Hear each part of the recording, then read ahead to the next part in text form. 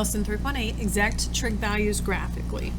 This is where we introduce what's called the unit circle, and it's called a unit circle because it's literally 1 unit as far as its radius goes. So if this is my circle, and this radius is a distance of 1, and this were on a coordinate plane, what would the ordered pair of this point be? So if I go right 1 and not up or down, that would be 1, 0. And then I'm going to skip over these in between. We're just going to talk about the quadrantal angles on the front. This point right here, this would also be a distance of 1. Well, we're going not right or left, just up 1, so this would be 0, 1. And then over here at 180 degrees, I would be going back 1 and not up or down, so that would be -1, 0. And here at 270, I'm going down 1, not right or left, so this would be 0, -1. And so with that, the radius is always 1 if our ratio for sine was always the opposite over the hypotenuse, or y over r, and r is always 1, y divided by 1 is simply y. And cosine, same thing. Cosine is adjacent over the hypotenuse, or the x value over the r.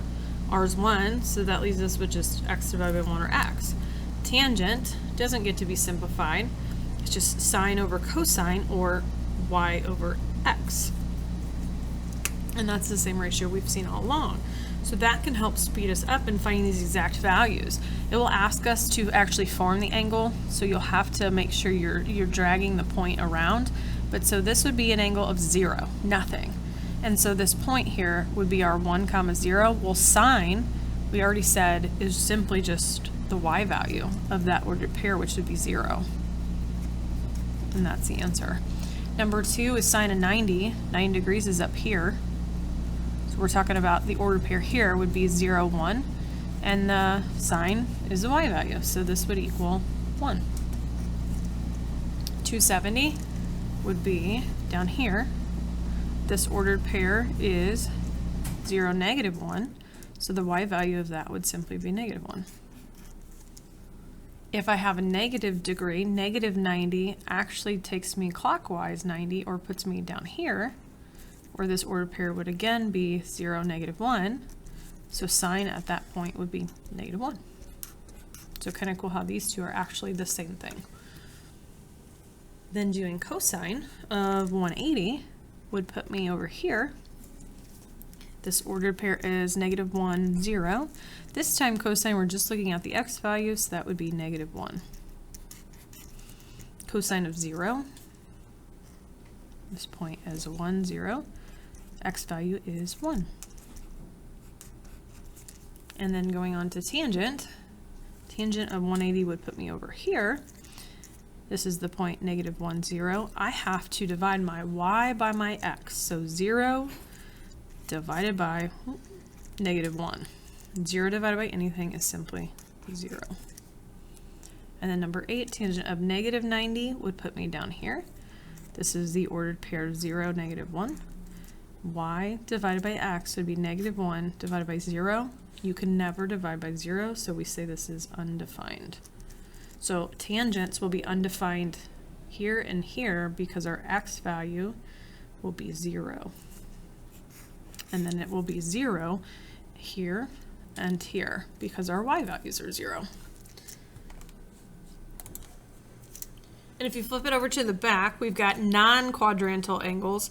They are angles that don't lie on one of the axes. So they're in between like a 30, 45, 60, or any multiple of that.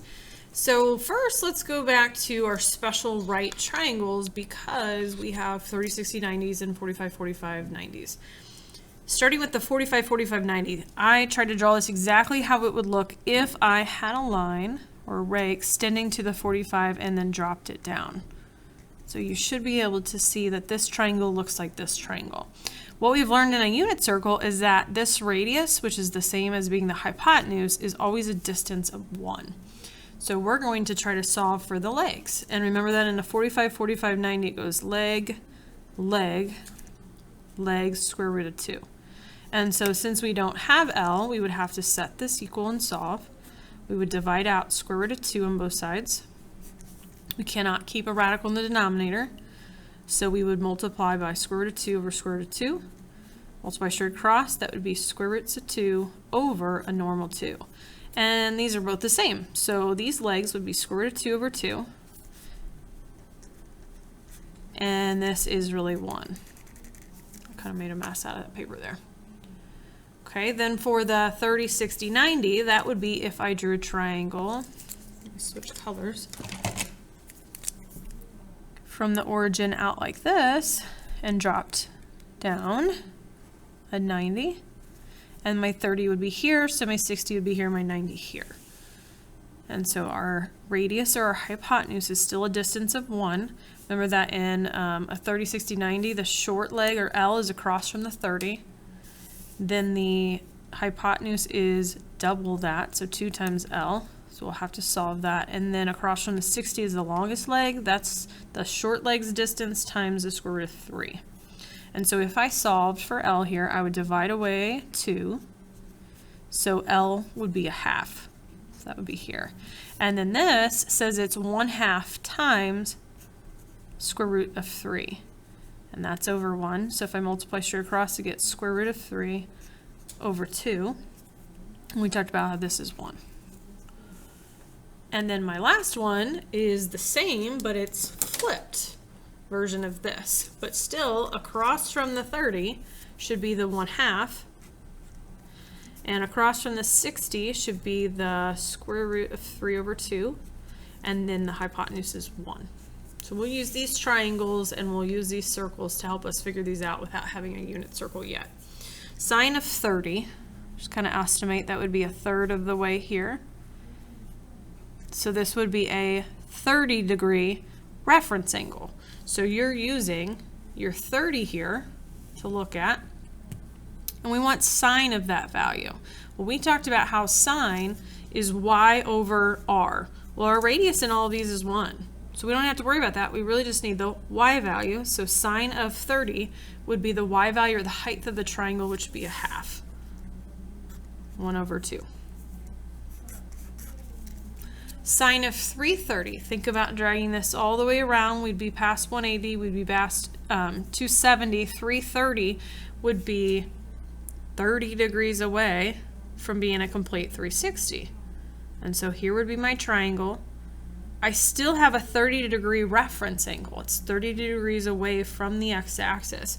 So I'm using that 30 again, and I want sine. So sine of that y value there is still 1/2, but think about the y value in the 4th quadrant. This would be going down, so it would be a negative 1/2. Then we have sine of negative 45. That would be going reverse. 45 is halfway between 0 and 90, so we'd be in quadrant 4 again. So my triangle is a 45, 45, 90. We're looking at this one, and we want sine. So the y value, the height of the triangle is square root of 2 over 2, but again, the y value in this quadrant would be negative. Sine of negative 60 would be about here, 2/3 of the way backwards. Quadrant 4. And so my reference angle here is 60 degrees. And I'm wanting the y value of a 60. So look at this triangle, the y value or the height of it would be square root of 3 over 2. And again, the y value in quadrant 4 is negative. Switching to cosine. Cosine of 120. So that would put me past a 90 and then 30 more. And so if this is all the way to 120, what's actually this angle in my triangle? Well, it's 60 degrees away from the 180. So this is another 30, 60, 90, where the 60 is where we're looking from. Cosine is the x value. So cosine of a 60 here would be the adjacent leg, which is this distance is 1/2. But since it's the x value, think about what the x does in quadrant 2. It goes back or it goes negative. Cosine of 240. would put me past the 180. It would put me down here. How far away am I from the x-axis? That would be 60. Because 180 plus 60 would put me at 240. So I'm looking at a 60 again. I need the x value, which is a half. And I'm in quadrant 3, which makes this x value negative.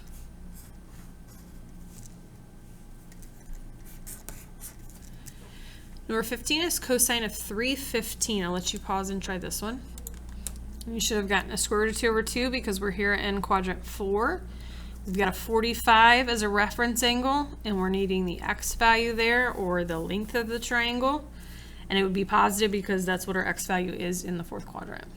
Moving on to tangent. Tangent of 210 would put us 30 degrees after the 180, right? So our reference angle is going to be a 30. So look at the 30-degree reference angle triangle. Tangent is the y over the x. So it's going to be opposite over adjacent. 1/2 divided by square root of 3 over 2. Remember, we can't divide fractions, we're really multiplying. So I'm going to multiply by the reciprocal, which is 2 over square root of 3. 2's can cross simplify.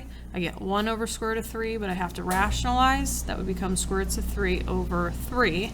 And we have to ask ourselves, y and x, what are they in quadrant 3? They're both negative.